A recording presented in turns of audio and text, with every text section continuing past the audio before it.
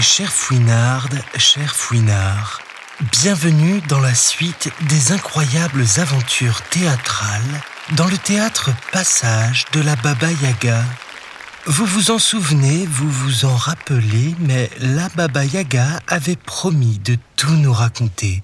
Et nous voilà suspendus à ses lèvres en attendant que reprenne le flot sans fin de ses mots et de sa parole magique. Donc, qu'est-ce que c'est que je racontais, moi, avant qu'on soit coupé? Ah ouais, oui, l'histoire de mon aventure théâtrale.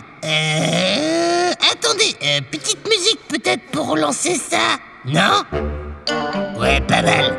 Donc, si vous vous rappelez bien, on était dans la voiture avec le matou et on avait quitté le vicomte. Et on était sur cette autoroute. Et dans cette longue route à perte de vue avec les montagnes à l'horizon, j'avais l'impression que c'était sur ma vie qu'on roulait et que c'était mon paysage intérieur qui défilait. Alors j'ai dit au matou, et je me souviens du ronron de la Yaga mobile à ce moment-là. Tu sais quoi, le matou? On va le faire. On va la monter, cette pièce de théâtre. Je sais pas si on va y arriver, mais on va essayer.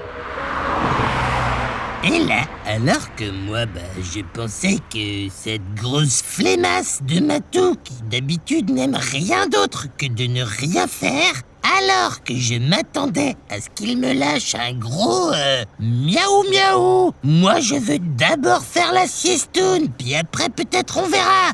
Et puis, c'est on verra, moi je les connais, hein. Souvent ça veut dire j'en ai rien à fiche, on le fera jamais. Cette technique-là, moi je ne la connais que trop bien. Même que je l'utilise un peu parfois, pas trop, mais souvent quand même. Bref, alors que je m'attendais à une réponse comme ça de cet acabit, le matou, il a fait plutôt un énorme miaou.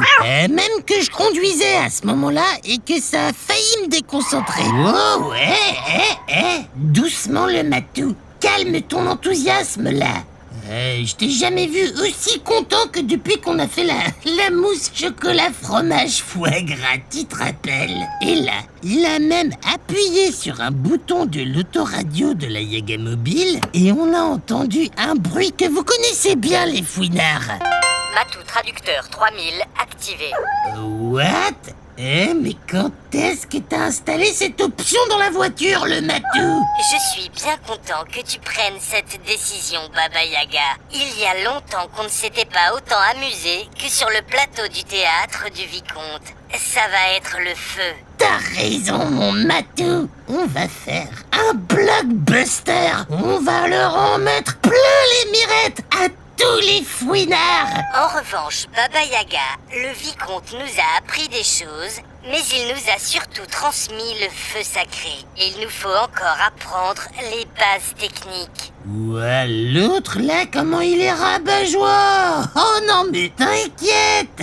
Tu te souviens quand le vicomte nous parlait des grandes pièces et des grands auteurs, et que toi tu faisais oui alors que tu ne comprenais rien? Oh, l'autre est... n'importe quoi. C'est pas parce que toi, tu connais pas que tout le monde doit pas connaître rien du tout comme toi. Enfin, c'est fou ça. Et alors, toi tu connaissais Shakespeare et Molière? Super bien, ouais. Et je vais te dire un truc, c'est même des copains à moi, les deux, Shakespeare et Molière. Alors, je me permets d'intervenir, de faire une petite correction.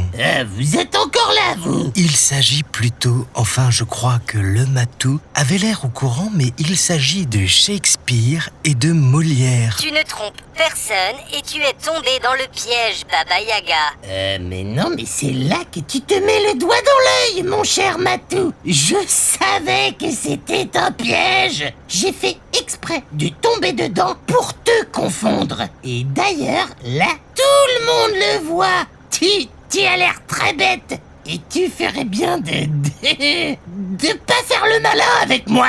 Ok, Baba Yaga, quoi qu'il en soit, il faut refaire notre culture et il faut qu'on navigue dans l'histoire du théâtre. Ouais, ok, on va faire comment? Parce que bon, c'est bien beau de dire ça, là, mais faudrait avoir un plan plan, peut-être. Regarde un peu cette autoroute. Tu n'as pas remarqué? Elle est différente. Différente? Déjà, on est tout seul depuis le début, ce qui, admettons-le, est plutôt rare. Il n'y a pas d'autres voitures. Ah ouais, t'as raison, c'est pas fou ça. Mais bon, c'est pas non plus un miracle, hein. Peut-être que les gens, ils font la sieste ou je sais pas moi. Mais regarde, écoute, le paysage qui défile comme les images d'un livre, le ronronnement qui hypnotise, les lignes sur le sol qui prennent des formes bizarres. C'est une route magique.